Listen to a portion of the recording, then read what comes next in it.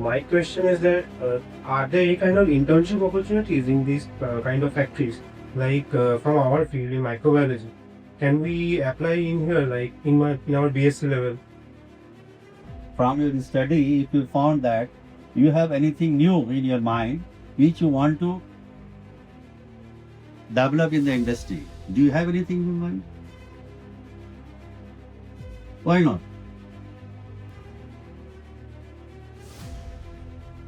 Yes, you have in your mind?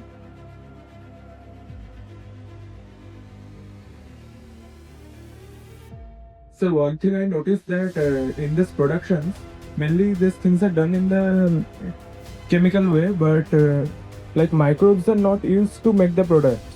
Like in our semester, we are studying industrial microbiology. There, microbes are used to convert the substrate into product.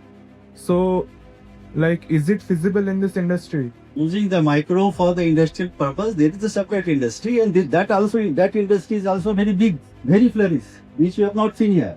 What you have seen in a small lab, microbiological lab, it is a 10,000 square feet bigger the production area for the microbes.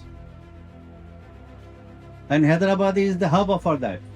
When I am telling that our body having the more number of probiotic than the cells, body cells what we have, now you can understand the importance of this probiotic, and all these probiotics are for the probiotic. When the word is there, it is for the benefit of our body.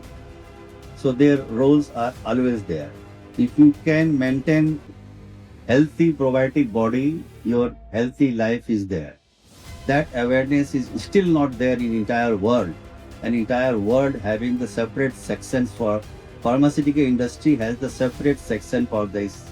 And I can tell you that in India nowadays it may be that 10% of the total pharmaceutical market is of probiotic. Downline 20 years earlier it was, or 30 years earlier it was nil.